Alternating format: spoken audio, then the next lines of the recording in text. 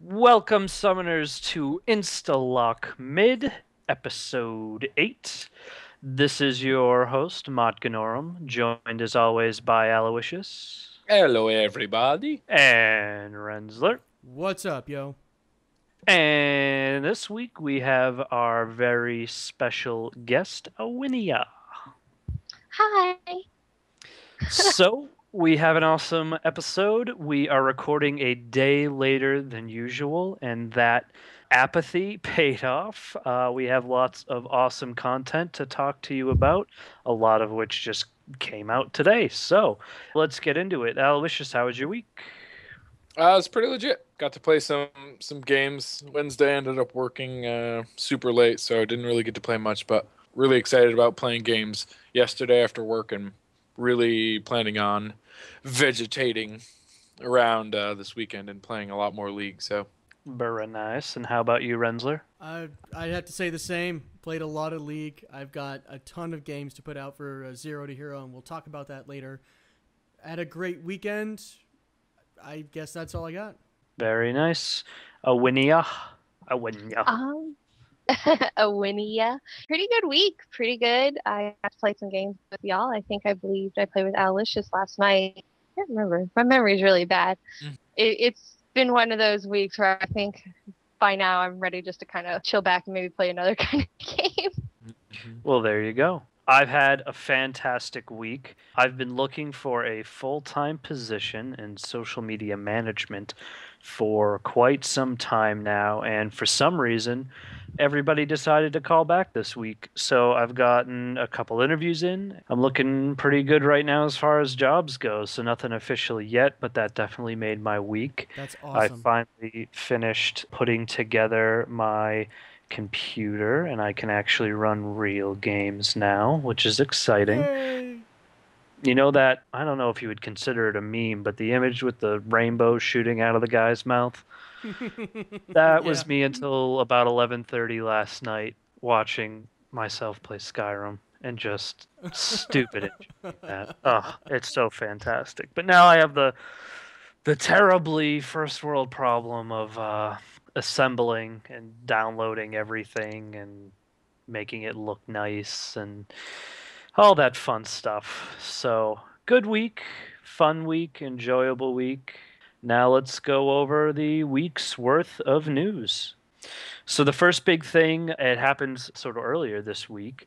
We got the minor patch notes that came out with Diana, and the main focus of this was the Zyra nerfs.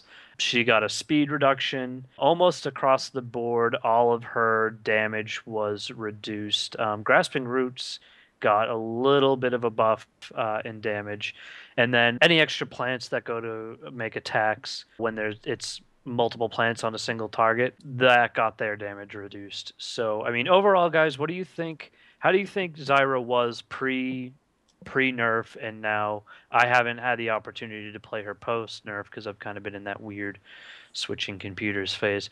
What do you guys think about this? Go, Ellie. Oh, okay.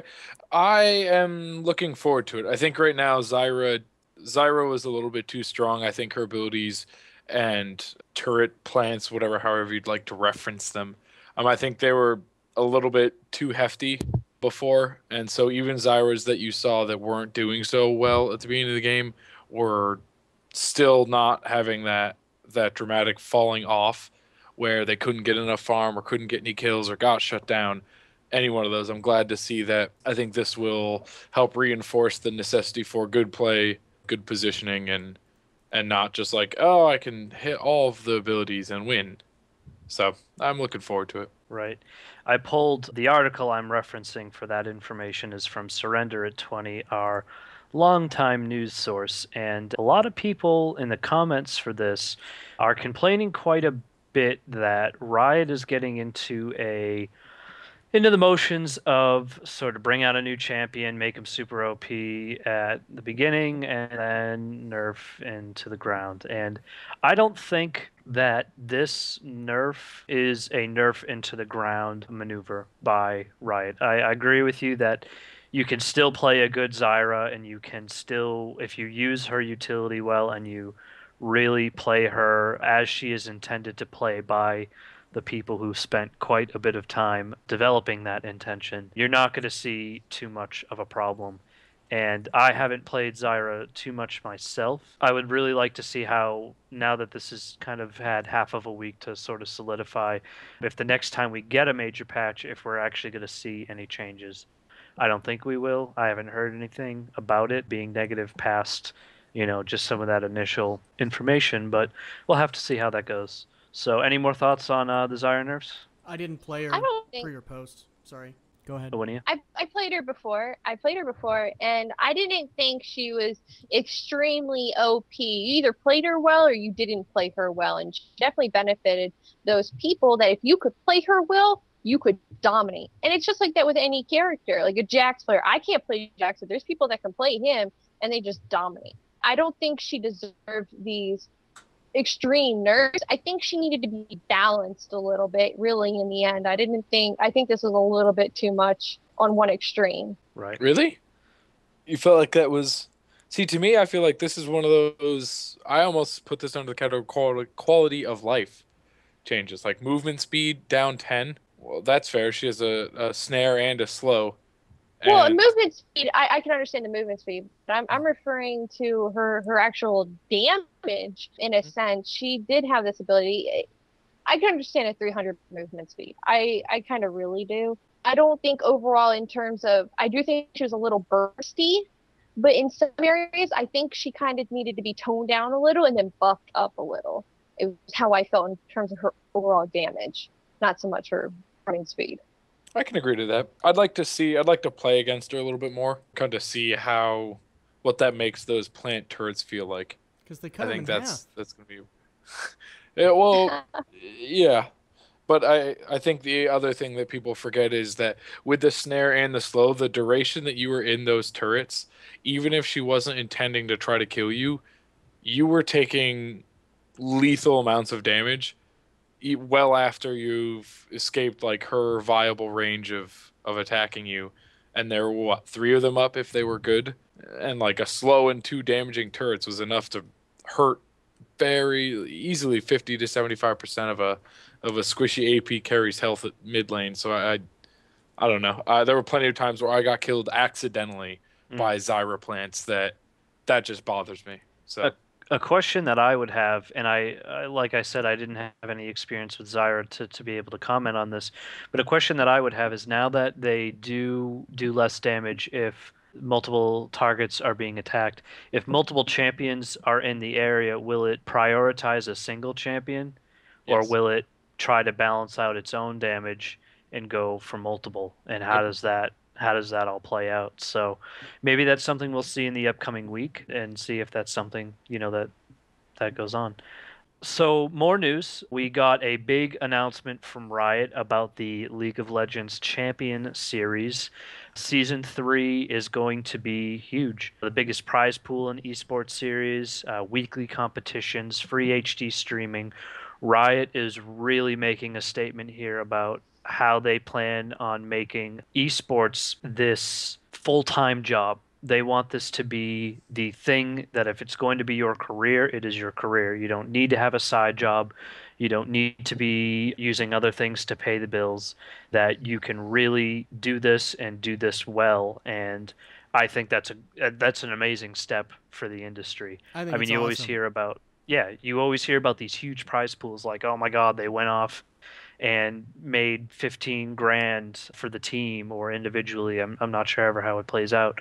A ton of money on this one tournament, but what happens in all those other times? It's a good amount of money for that single thing, and it is something I imagine you enjoy, but I think everybody knows the time that goes into the background of that and how much time you invest just to get to that level. And it's good to know that Riot wants to really push that further and make this more of a sustainable career. It's not going to take long for them to make a reality series out of it. I guarantee it. Well, Curse is already doing that, and they released some of the details about their gaming house, and they showed some of the images, and it really is a glorified Big Brother for... Yeah, it's nothing but dudes sitting in chairs staring at computer screens going clicky, clicky, tap, tap. Well, like, I just want to know who finds that really entertaining. I don't want to dive too deep in this discussion because I think Aliwicious knows how deep I feel about this. But it's kind of like it's kind of silly. You're trying to pull money in other areas as opposed to winning tournaments, and you kind of watch this and you kind of feel, okay, well, you hear or see St. Vicious going off in the background, and it's kind of like, to me, who really cares?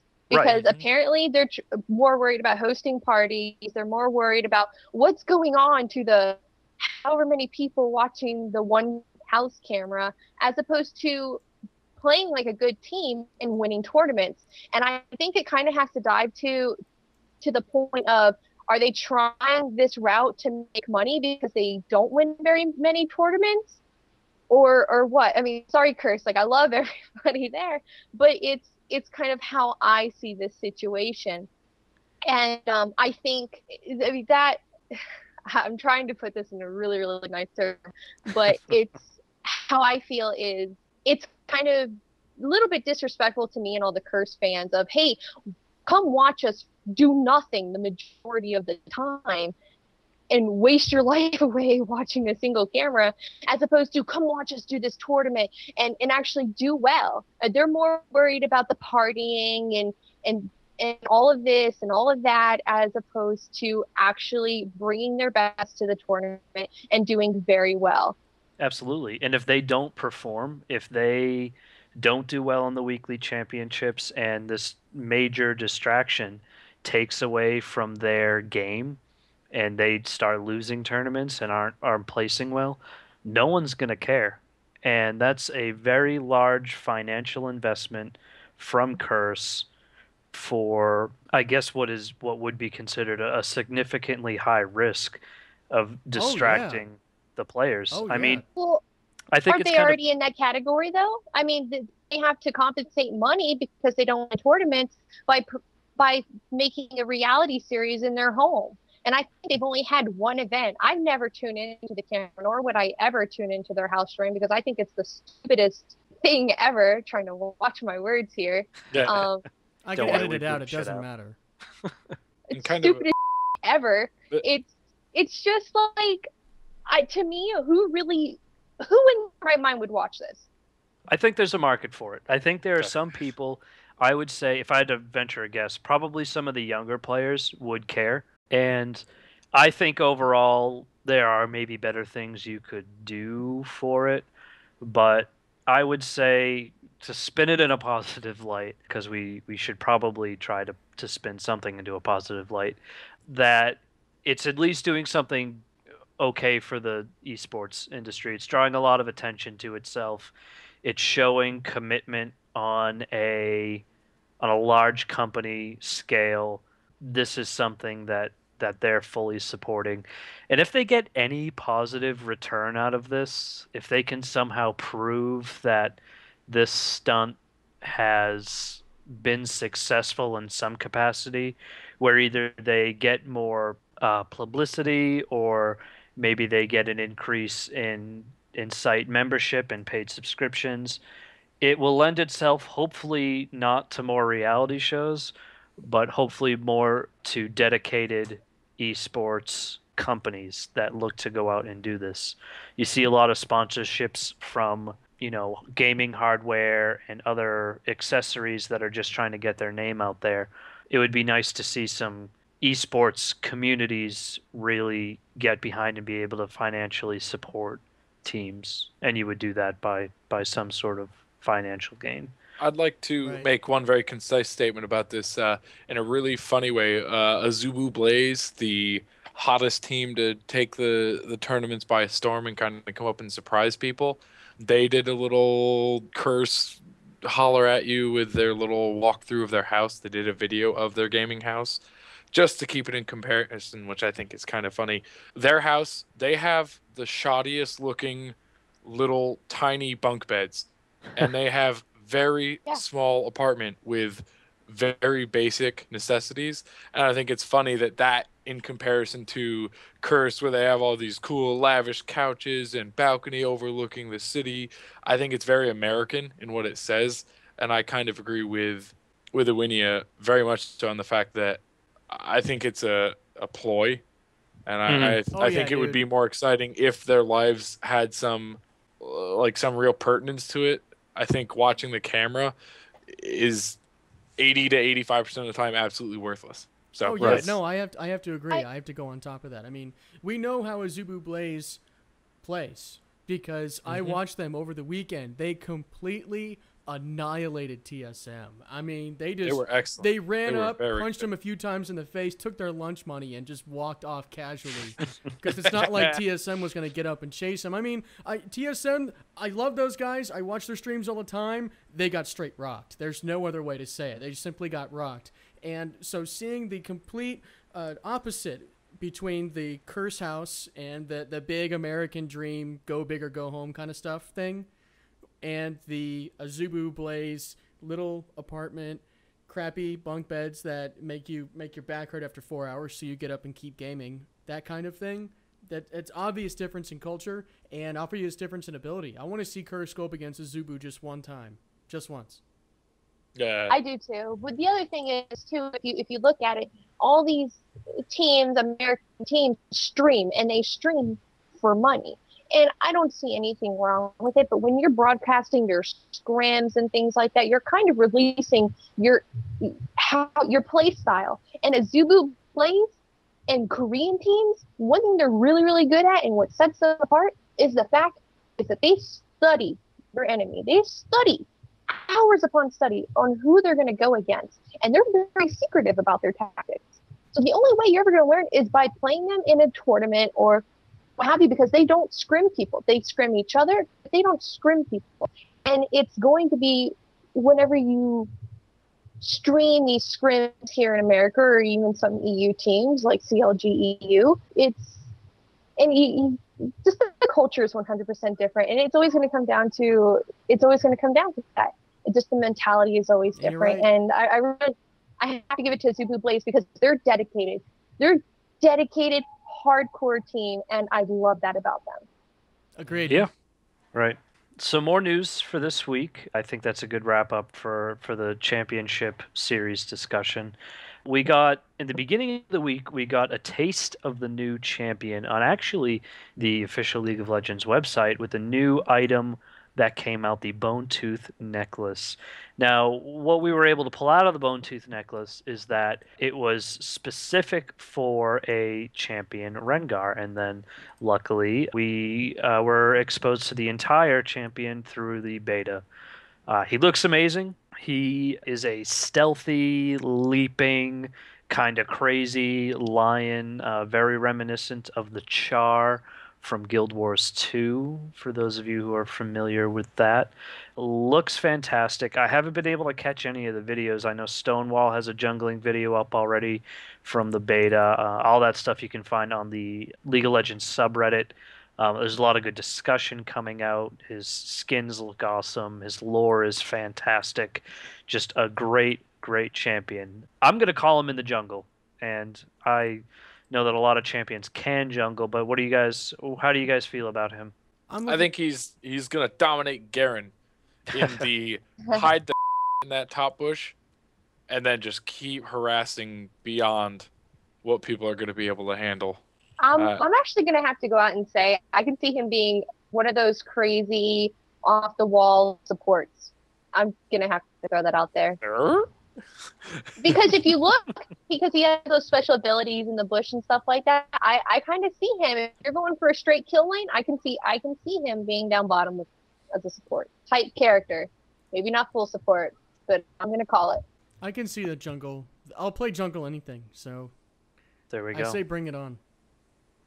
I don't know. I'm just seeing that our ability, being able to go stealth, revealing all those champions, and then just exploding out of the jungle, getting a slow on either turret diving and waiting for that heal to go, or building up enough of the basic attacks to get his ferocity bonus to root the target with the Bola Strike. I think out of the jungle, he has a lot of ability to not so much get the kill. I'd have to see what his damage is like before I can make that statement. And I know the beta videos are out and that there is probably this information, but I didn't have the opportunity to go and find that. I have a feeling that he'll be a good utility for a lane to get the kill, and he can just move on. So, other cool things we got out of the beta, the Full Metal Ramus skin looks fantastic. We have a peek at what may be the next PAX skin, Riot. It's Canine Riot Graves. That looks fantastic. K9? Yeah, what It's did I just see? Riot Graves. It's Riot Graves. Oh, I thought it was Canine Riot Graves. No, that's Nasus. K9 went with Oh, Nasus. yeah, no, You said It went sorry. with dog. Nasus because dog K9. Right. No, I was misreading that. I saw on the post on Surrender at 20. You can edit that out. On the post on Surrender at 20, it says Graves, and then it says Riot K9, and then I just kept moving on. Like, oh, okay, he goes with Nasus. That's cool. So this week we also got details on the relaunch of Katarina. We have some model updates and some new abilities and some rework of her current abilities. The primary goal of this rework seems to be to make her early game more sustainable, and that they do that through giving her some movement speed buffs and some new abilities. So how do you guys feel about Katarina in this new rework? Don't know, never played her. I'm excited. So he's never played her. I'm excited. I was looking at this and I was so happy that they actually gave her W an ability, because all my Smurf, I love playing Katarina. It's mean, a little mean, I have to admit. Just like level 4, level 6, there's not too much you can do. So I'm kind of excited about this. Right. I file this under an interesting category. I like that they keep calling these reworks, and I know that rework is kind of a vague term, but when they called LeBlanc's rework, that wasn't a rework, and I think it's funny that 75% of Katarina's abilities are just primarily number tweaks. And yeah, there's the damage reduction on her Shunpo now, and I think that does make sense. But the Bouncing Blades isn't new, Shunpo isn't new, Death Lotus isn't new. Well, if you read Bouncing Blades, they took the 80 ratio off of there, and then if you hit the enemy that's targeted or has the mark of from the Bouncing Blade, it does an extra amount of damage, which is new. That has been added on. And Right, Shunpo has no 80 ratio either. So while they're tweaking some numbers, they're also adding in some other stuff for survivability and just utility. I guess for me, there are some of those things that made sense with stuff like with her Shunpo, or her Bouncing Blade, sorry. Bouncing Blades, she's actually throwing a knife. I think it's funny that now they're just like, nope, not hybrid anymore. Throwing that physical knife now does magic damage.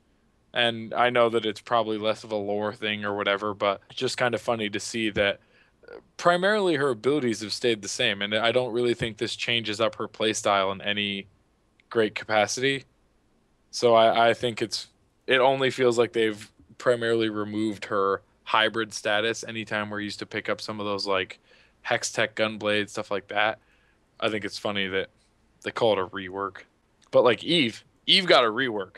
Eve got a huge rework. Right. Yes, she did. And Twitch got a rework. And those were like, this is a new champion in a same model or same name that you're familiar with. But I think they're exciting. I am excited about the quality of life changes to Katarina, and I'm gonna play her more now. But I wish they would come up with a nice middle ground to say like, hey, this isn't a total rework, but there's some changes to be had. Right. And we do see a bit of an artwork remake. I'll say, we were talking about this before the cast, and I'll definitely agree. It's not as significant as some of the other model reworks when this goes to happen. It's definitely no Ashe, but it does look more impressive. A lot of the skins that are out for her definitely got a really nice to them. So, it's not... I think Katarina fans and fans of that disgusting, scalable late game where she can just burst the hell out of anybody, I think that they'll be a lot happier with this, and we'll see Katarina play go up overall. It's not a complete rework where it's a whole different champion altogether, but I definitely think that quality of life improvement definitely fits this rework well. So other minor things that came out with the beta, we did get some stuff with Garen, but I didn't even want to mention that this episode, so we'll just skip it. Just won't even talk about it. He's still going What? to be able to spend them. That's the important thing.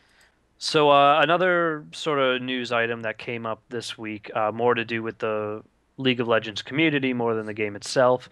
Some drama went down on the League of Legends subreddit that does affect this podcast. They are trying to cut down on blog spam. Now, blog spam, they've identified as any video or authored show that is being posted to the subreddit to just increase the traffic, which I will say that that is essentially what we are doing. We do post to Reddit so that we can get viewers and that so that you guys can listen to our show and participate in it and send in your feedback. And we've had some pretty good success with that particular channel. It definitely is one of my favorite, and it's definitely a good spot to learn. But the problem that the subreddit moderators were sort of identifying was that a lot of this was occurring with users who don't really contribute to the League of Legends subreddit otherwise. And I will admit that I am guilty of this. I am a lurker on Reddit. I have very few posts other than the Instalock stuff, and not many of it, if at all, was on the League of Legends subreddit. So I will admit that I spend a lot of time there, but that I do not contribute. So from now on, Aliwicious will be doing the posting of that, and he has committed to meeting the 10-to-1 ratio that they're asking for. So I know that there was a lot of discussion about this in the subreddit this week, and I know that there are a lot of fellow blogs and podcasts that are a bit affected by this. But, we'll see how it has to go. And the moderators definitely are doing something that they think is in the best interest of the community. So we'll see how things goes. Things go. Look forward to commenting, chatting with, hearing back from you guys on the subreddit. So here's the hoping that we can kind of increase our presence and have a little bit more interaction there.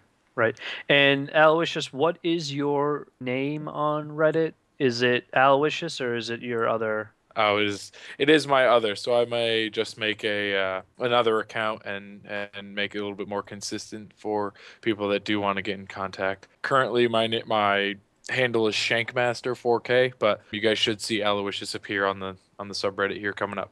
All right, sounds very good. So moving on, that is all we have for the news this week, and we will move into Zero to Hero Renzler. What is up, everybody? How you guys doing? This is Renzler here, and I had a pretty interesting week. I played, I don't know, it's the most games in 7 days I've played. I think I got 20 games in the last 7 days. So I've had 5 yesterday, 5 the night before, 5 or 6, I guess, on Monday, Tuesday, something like that. And I kind of went beast mode and then kind of just got shanked in a back alley somewhere. So I'm going to give you guys some stats. I'm going to break down some actual tangible information for you. Straight off, I started the week at level 9. I'm level 12. Okay? Boom. I'm now up to 24 wins, and I'm happy about that. And I'm going to hit level 13 tonight. I'm just going to play. After I'm done editing this cast, I'm just going to keep playing until I hit level 13. Anyway, my match history, this is pretty ugly, okay? Last 10 games, I'm 3-7. And I would say it's not particularly because of me, although there was 2 games that I was completely freaking derpy, and that's why we lost. So, for example, there was a game I went 3-7-12. My assist is high, but giving him 7 kills, nah, that's no good. But what really sucked is I had a game I went 14-0-8, and we still lost. So I can say that was not my fault right there. But I want to talk about it. It's not my fault. 4-0-8, 14-0-8. No, it's not my fault. Yeah, but hold on. You just sorry to interrupt, but you are playing people, right? You're not playing bots anymore. No bots. And you're going 14-0-8 at level 9. I went 14-0-8, and what I've done is I've changed my build up a little bit. I looked at some solo mid stuff. Odd One gave me a really great guide, and I've been using that. So I've been less jungling and more helping out with a laner as a support.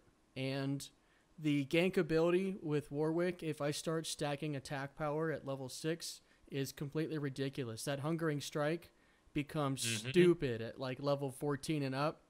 So I've been stacking that and going just Rickroll, because I use my since attack damage is what my ulti is built off of. It's usually kind of weak because I'm a little bit both ways, but I keep trying to get my attack power at least over 200.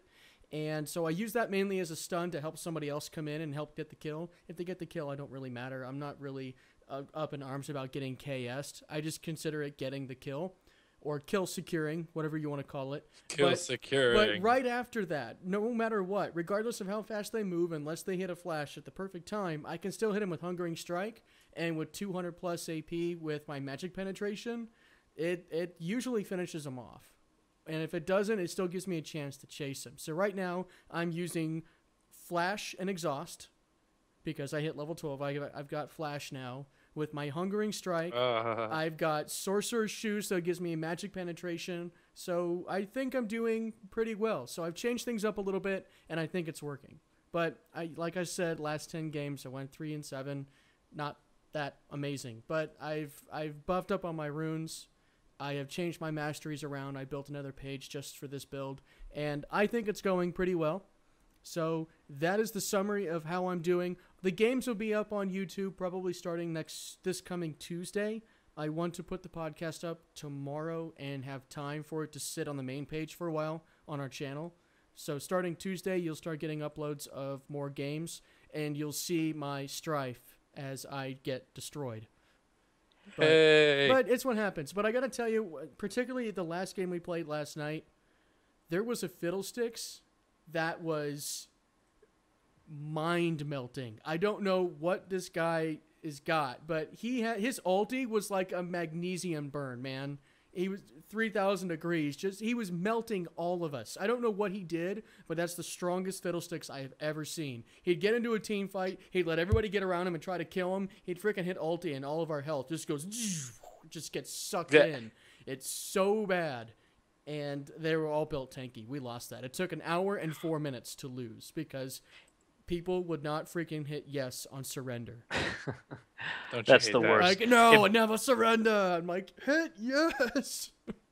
If this is your first time or one of your first times listening to this podcast, go back, take the time and listen to when we started this section, because this is the guy who, like a month ago, was buying 2 pairs of boots because the build told him to. You gotta have one for each foot. Right. And if you get any more, he has to wear them on his hands. I had Berserker's Greaves and my Ninja Tabi. Get some. Right. I didn't know they had to match. God, just go back and listen to it. Well, here's what you do. Watch the YouTube videos. This is a huge transformation of a player, and maybe we'll try to go a little. We'll kick this section up a notch. We'll make something of him yet, right? Right. We'll further this as Don't make much as a man out of you. Make a man out of you. Out of you. Well, see, my excuse for having 2 pairs of boots is, what if I step in dog poop? I just want to change them, you know? I mean, nobody has a garden hose for me to wash it off, so I brought extra.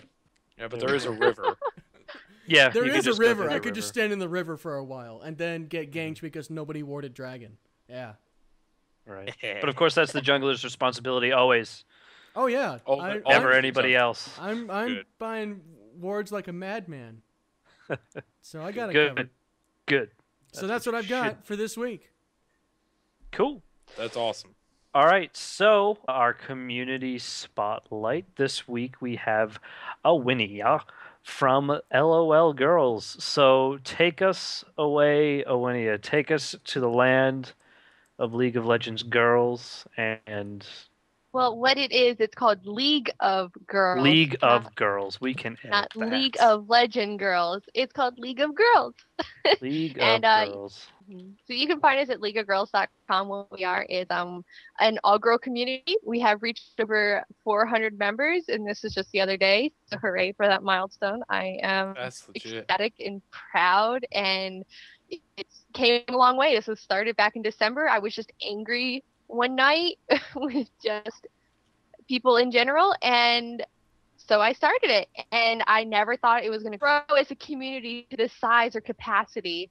So here we are today, and another cool event that we have coming up is the people over at Raise Your Weapon Media contacted me. I casted a game for them, and I talked to them for a bit before, and they said, we want to host a tournament for you guys, all girls. So it's called the Judgment League of Girls tournament, and it's this captain draft kind of style where the captains pick their players, and you don't need a specific team, which is really cool. So if you're a girl, contact me. The info is on our site if you're not a member, and we need a total of 40 girls for this because prizes are handed out by Riot.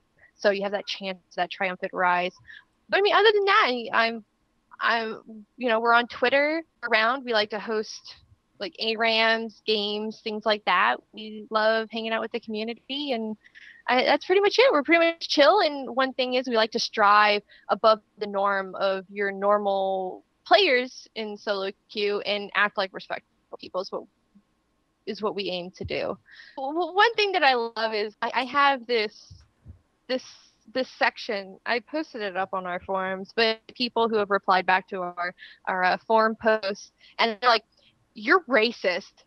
But really? Racist? Because I'm pretty sure the term you want to call me is sexist, but the last time I checked, I'm not. So I like that. That's good. The things people come up with is absolutely amazing, and I find it hilarious, and I think half the time it's friends just trolling me just for a reaction. But, one person told me the only good girl is one in the kitchen, or to make a sandwich or something, and I said, well, you have 2 hands, so you can go do that yourself. Boom. And that's keeping that comment clean. Keeping that comment clean. So, but I mean, that's pretty much it. I don't really know what to say except, we're the best group of girls in League of Legends. That's awesome. Cool. Now, what is your summoner name so that people can be incredibly sexist to you in-game in addition to Twitter? Oh my goodness. I don't even want to talk about it. My name's already been thrown over the podcast, but there's nothing like logging in and saying, hey, you're Aewynia, that LoGirls person or that caster, and people like start recognizing you, and I'm like, yep. And it's like, if it's the enemy team, I just wish I could hide all game because usually I'm just like targeted. But that's how that works. There's nothing funny than logging in. And I've had some people I had one girl that'd be like, "Oh, you're Aewynia, right?" And she was like, "You're seriously my hero." And she was just like, "You're awesome." And she added me after the game, and she's a great person. And there's nothing like meeting people who are like, or even the guys that are like, you know what, it's cool that you do what you do, I don't care. But you have these people that and I try to figure them out, is why in the year 2012 are you really kind of making a big deal at the fact of a group of girls that just want to meet other girls? I don't see anything wrong with it. The majority of guys don't see anything wrong with it. From what I know, everywhere else in the community, they couldn't give a 2 cents over it. So I don't know. Yeah, the internet would be a better place if those people weren't around. Oh yes, but dude. If they weren't there, who would we make fun of? So we still have the bad players. Yeah, the bad true. players and the Trollhards. Well, you know what? The thing is I don't really care about bad players. If I was to get into a game with Renzler, I'm pretty sure I have, who went support wick. Pretty sure that was him. There's a difference between a bad player and somebody who's trying to play than somebody who's just a troll. And I rather play with somebody who's a bad player and help them, or just have fun with them. Because I have friends who are not even level 30 on my friends list that are new to this game, and I enjoy playing with them because of their attitude and the fact that they try to learn from their mistakes, like not buying 2 boots. Yes. Okay. To me, there's a very vital difference. I have no problem. I've taken a bunch of my friends that didn't play this game before, and I've helped them learn how to play and given them tips. Specifically, Motgnarom, he didn't love League as much, and when he started to play more, yes, some of those criticisms came in a little bit not the nicest tone of voice, but there's a difference between new players and bad players, and there are plenty of players that I run into, and it's the disheartening kind where you're not necessarily great at the game, but you're also not willing to accept any sort of help. And I think that is a stalemate of a position to be in, because or accept responsibility for your mistakes, because that's half of it. If you make mistakes in a game, and if you can admit your mistakes and you can learn from it, you are awesome better. In my book, and I love you because of the fact that you have the balls to say when other people don't. Absolutely. When other people that go like 0 and 14 in their lane, but it's somebody else's fault who's doing different. Just admit that you're wrong. You're over an internet. Nobody's going to come and hit you or slap you. and it's really nothing. And a lot of times, I try to go by, like, I guess what I preach per se. Everybody loses their cool. Don't get me wrong. I think a lot of times is you need to take a deep breath and just say, I messed up and I'm sorry. Yeah. And even if you are nervous about admitting that and you don't want to have people give you crap, guess what? In like 20 minutes, 45 minutes, you probably won't see them anymore. Those people are gone. Ever. Yeah. Don't see that as an opportunity to troll and just not care and then log out and do whatever. Just because what's the best thing that can happen for you is that they have some advice that actually helps you and that Oh, they're helpful exactly. people. Well, And the other, that's just the way a lot of people are. I think more people would be susceptible to giving somebody advice than to bitch them out for the whole game. And especially I if like you get pigeonholed into a position. I know a lot of times, you'll get a duo queue and they'll lock in bot, and then you get somebody who's mid, and then you're either stuck with top or jungle, and somebody has a preference for top, and you're stuck in the jungle. If you just say, "Hey guys, never jungled before," or "I'm not the best jungler," I'll still do it. You still got to kind of be willing. But if you go in and you mess up, they had the opportunity to stop you, and I think a lot more people will take to that rationally Yep. than they really will negatively. Yep. Mhm. I have to agree. I was in a game the other night. I was duo queued with somebody who's like level 25, and we got into a game, and somehow we had a level 5 that got mixed in our group. That's Somehow weird. we had a level 5, and they went AD carry, and the person was like, I just suck. I'm sorry. I'm trying here, and they happened to throw out that they were level 5, or like they were doing no damage compared to the other person, and that they were level 5, and I was like, wow, I kind of feel bad, and I was like, look, it's okay. Just regroup and just try. That's all you can do is just group up with us, move with us, and they're like, wow, I've never met a nice person for League. Was their comment. Mm-hmm. And That's it's the why unfortunate can't side more effect. people, True, why yeah. can't more people act like this? Because if you keep that positive mentality, and you're not only going to have the chances of having a better game, whether you win or lose, but you're gonna have this person. You're setting an example for somebody else who's new to this game. Mhm. Right. Absolutely. The community would do better with more people like that. Mm-hmm. Nobody likes you being a douchebag in a game. Yeah. So Except for you. Nobody likes solo a douche. queuers, solo queuers that were playing with me yesterday. Yeah. Thanks. All right. Thanks. It's just it's not that hard for you to just be positive, slightly positive, and to just not be a huge douche. Yeah. Or you know what? One thing I always like to do is just say good job, GJ. Just good job, and just communicate with your team. I mean, there's simple things that can just improve the gameplay, and people want to bitch and moan and this and that.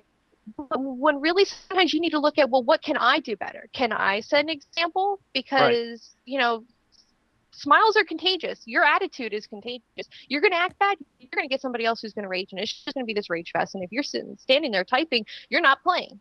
Oh God. Mhm. But it takes nothing. Whether it takes nothing to say, good job, Renzler. You did a good job as support Warwick, or you did the best that you can. Just it's okay. You died. Just keep in there. Keep going on. Just we'll bounce back from it. Because Right. there's nothing. I'm one of those, when I mess up, I beat myself up and I play horribly. But these are things I try to teach myself, that it's okay, that I can come back from it. And I think people kind of just need to instill that into their gameplay. And over time, you can't really look at Riot to say, oh, well, we need you to fix these trolls, when sometimes maybe you got to look at yourself and how you play. Mm-hmm. Yep. Mm-hmm. And stuff like the tribunal. I mean, that's Love one the thing that I don't understand where it goes into the mentality of a player, is that when you know that something like the tribunal exists, why are you going to yell at people, be super unhelpful, feed, or be racist? Like, why? When did those seem like a good option? Well, I think Oh, the but I problem with the love- tribunal is right now is that realistically, there's no way to tell when, and this goes back to what I said a few episodes ago, there's no way to tell when your reports, your submissions to the tribunal for some of the worst players you've played with, there's no way to tell how many people that's caught, how many people that's removed from the community. and I know that it's kind of a pain for Riot to set up, but like right now, I am in no fear of the tribunal. I have no quantity of how many people they are or are not punishing or banning. So what would be the incentive to be frightened by that? And you see it when you tell people like, oh, you were a huge jerk and you started saying really racist stuff. We're reporting you. Everyone says, don't care, or I'm scared. Like, it's prevalent. It's very prevalent. What I really kind of have to laugh over is when I do the tribunal, because I do love doing the tribunal. I want to help try and shape this community, and I love reading these games where you have player A. We'll say that player A was the person reported, and then you have player B who just goes off on a tangent on player A. Whenever you do that, your human instinct is to fight back. It's a self-defense mechanism. People have to remember this. And then player A gets reported for their defending theirself when they might have not done anything wrong because of player B or C and D starting this drama. And it's kind of like, well, I'm going to go ahead and, of course, pardon this person, because if it was me and somebody was to go off on me, I'm going to defend myself. More so, I would just mute. But it's kind of like I wish there was an option to kind of throw player B's name into the mix of being banned. Mm-hmm. Of going through that tribunal system. Those people that love to just report, like, oh, you gave up first blood, report. Like, what? I know. I have the perfect match here. Somebody who is a Vayne, who was new, who did not speak all game. New Vayne, even though they went like 0-something. They were reported for negative attitude or trash talking, verbal abuse. It was verbal abuse. I read the whole thing, not one sentence, one word, not one letter, not one character from that person at all. Wow, yeah. But the whole enemy team reported that Vayne. And it's kind of like, wow, so this person's reported because of the other people in the team who were trash talking, racist slurs and comments, sexual innuendos. I mean, of course, I pardon that Vayne, but a lot of people I kind of have to wonder at times is they just go through and wait the 10, 15, 20 seconds and just hit punish. And I wouldn't be surprised at all. And that's not fair to somebody who I'm assuming is a new player who didn't speak at all. Right. I speak up. I just use, logic and intelligence and my mental speech filter before actually typing what I'm thinking. That has no room in this internet, sir. A lot of times you just gotta stop typing, just mute everybody, and just move on and just play the game, and hopefully you can surrender at 20 and move on. Yeah, sometimes that doesn't happen. GTFO and move on. Sometimes what you gotta do. Yep. So we are running a little bit short on time for this episode. We're at about 56 minutes now, pre-edit. So we are going to try to wrap up the episode. We did want to mention, though, that Severity Gaming is hosting a tournament coming up. This is a tournament not only for our community at Severity Gaming, but for the listeners of this show and anybody else who wants to participate. So it's the Severity Gaming Tri-Divisional Fall Frenzy. It will be September 14th and 15th and be a 3-tier division for players to choose from. It will have 3 tiers and divisions for players to choose from. There is a casual set, a competitive set, and a professional set. This will really divvy up the skill sets for those who are participating so that you don't have to be some crazy League of Legends player who plays every week to be able to participate. So if you are a casual player, if you don't play as much and you want to just get into a nice flow of things, you can enter into the casual tournament. So that should be pretty good. The breakdown of the entry fees and prizes is the casual price is a $5 entry with an estimated 320 prize pool. The competitive rate is 25 entry, and that's an expected $800 prize pool. And the pro section is the $55 entry fee with over $1,000 in prizes. So we'll have more details on the Severity Gaming website to come. We'll also be releasing that on all of our normal distribution channels. It'll be on Reddit, it'll be on LeagueofLegends.com, our Twitter, Severity's Twitter.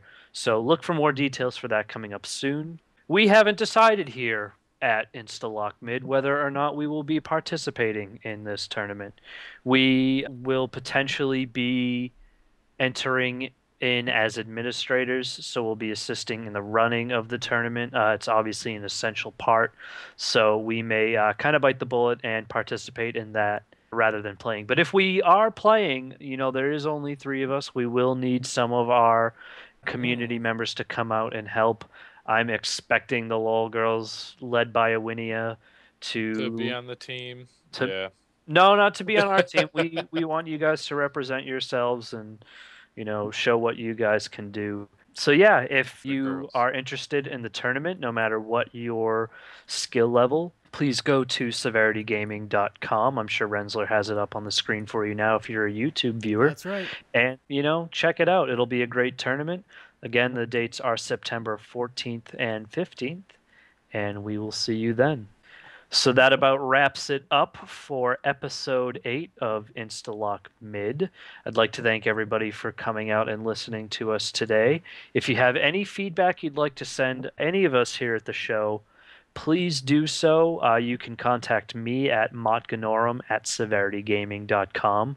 You can speak to us over our Twitter account, or you can contact us through the League of Legends website.